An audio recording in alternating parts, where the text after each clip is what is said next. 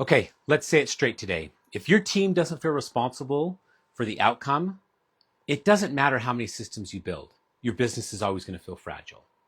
You can have SOPs, dashboards, playbooks, project trackers, and even check-in rhythms.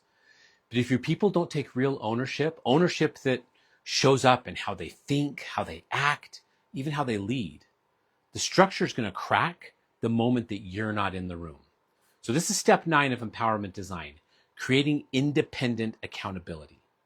And today, we're talking about what it actually means to build an ownership culture and why most businesses think that they have one when in reality, they're running on some real shallow compliance. Now, here's the reality. You can't delegate responsibility if you never gave someone a reason to care. That's the problem that most businesses are facing right now. It's not that the team doesn't want to lead. It's that they've been trained just to follow. They've been told to complete tasks, to check the boxes, to hit deadlines, and they haven't been invited into outcomes. They haven't been trusted with problems, and they haven't been shown the why behind the work. And so what you get is an initiative. It's just inertia. So here's how you know that you've got a task following culture instead of an ownership one. You have to chase the updates. You have to repeat yourself more than once. You notice the errors before they do, and you're the first to raise red flags and the only one thinking about what could be next. The team probably waits for your direction. They move, but only after being told to. And the moment that you step away, everything stalls out. That's not about work ethic. It's not about attitude. It's about design. Because when you build your business around people doing their job and not owning the result, you create a dependency loop. A culture where the default mode is just, hey, tell me what to do and I'll do it. And at first, that might seem efficient. I mean, everyone's busy, tasks are actually getting done, nobody's pushing back. But here's the hidden danger. Task followers can't carry vision. They don't think 3 steps ahead. They don't solve problems proactively. And they don't take risks that move the business forward. They do what they're told and nothing more. Now, eventually, that's going to start to feel like stagnation. And as the founder or leader, you're going to start asking questions like, why am I still making all the important decisions? Or why can't anyone else seem to see what's totally obvious to me? It's not because your people are incapable. It's because they were trained to comply, not to lead. And that's what we're here to change, because empowerment design doesn't scale on compliance. It scales on ownership. Ownership that lives in every single role. Ownership that says, this isn't just the task I've been assigned. This is the outcome that I'm responsible for creating. Ownership that's actually proactive, resourceful, and rooted deep in care. Ownership that doesn't wait for direction, but it builds momentum on its own. Let me illustrate this with a story. A founder that I had the great opportunity to work with, we're going to call him Eric. He ran a 7-figure firm, and on paper, it was humming. Things were clicking. Clients were coming in, deliverables were going back out, and the profit looked solid. But internally, he was cooked. He said, I feel like I'm still the only one keeping everything alive. I've got a team, but they're not thinking, they're not catching issues. They're just doing what they're told. And when I met his team, I could totally see that. They were super talented people. They were kind, they were smart, and they were very capable. But their mindset, it was to wait for the brief, do the work, and then hand it back in. That was the rhythm. That was the pattern. That was the norm. And here's the wild part. Eric had actually trained them that way. Not intentionally, certainly not maliciously, but by being the kind of leader who always had the answer, who always made the call, who always reviewed and corrected and adjusted. They didn't lead because he never required it of them. And that's what happens in so many founder-led companies. I see it every day. We confuse speed with sustainability. So we hold on to way too much for way too long. And then we wonder, how come no one else is rising up? Eric didn't need better employees. He needed a better way to develop leadership. Now that's where ILS comes in. The entrepreneurial leader system doesn't just teach people how to be more responsible. It redefines what responsibility can actually mean.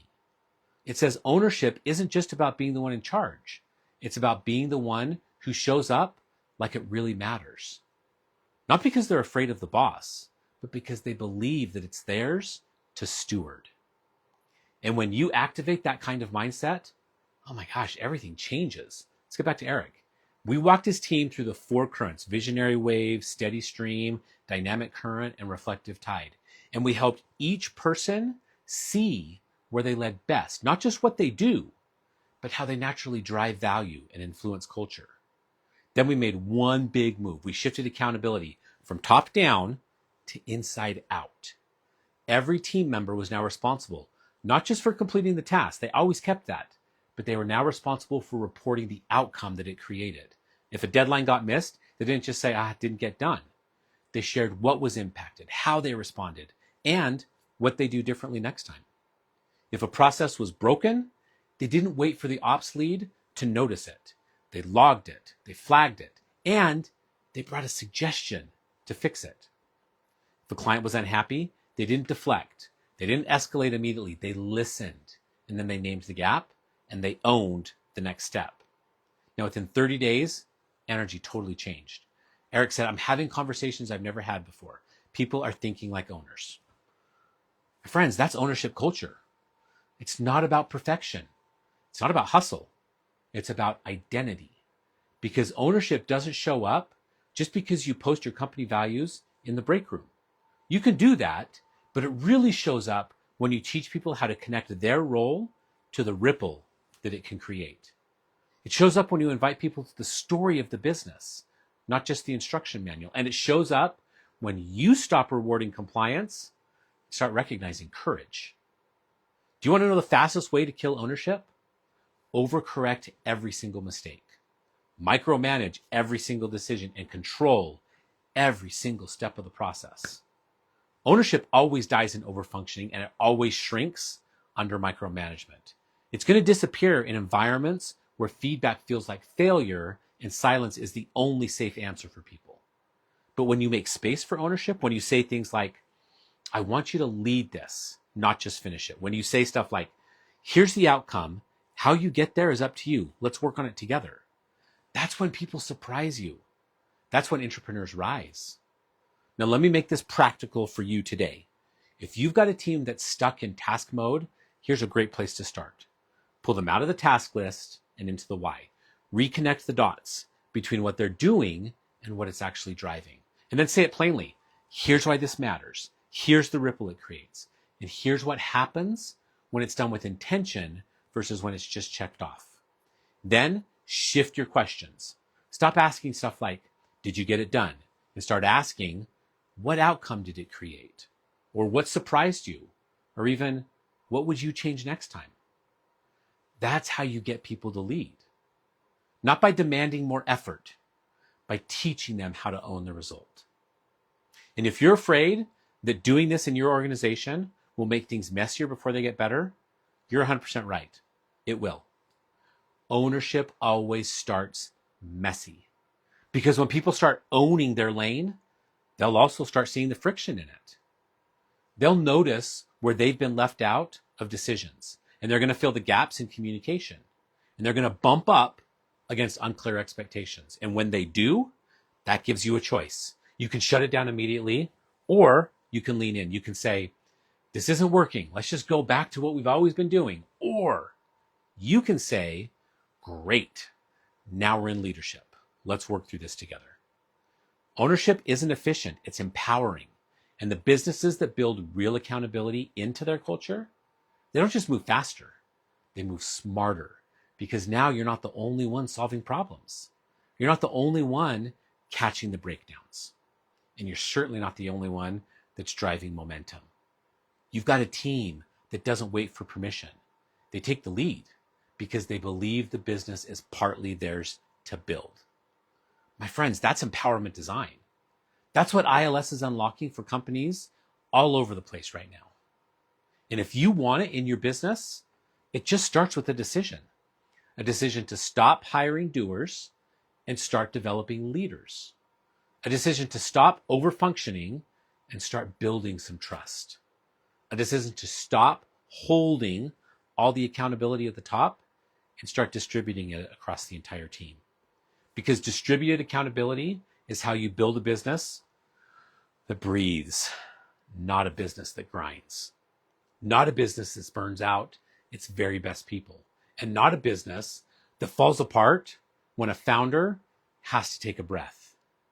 It's a business that sustains, that grows, that matures, that expands because its leadership capacity is no longer centralized. It's multiplied. That's where we're going. In the next live, I'm going to show you how to build this kind of ownership mindset into your day-to-day leadership rhythm. The effective moves, the language shifts, the exact ways to transfer ownership without creating a whole bunch of unnecessary chaos. But for now, here's your invitation. Pick one place in your business where your people are still following instead of owning. And then ask yourself, is it because they can't do it? Or is it because I haven't built the structure that shows them how? You want ownership? Design for it. And let's start building what lasts together. See you next week.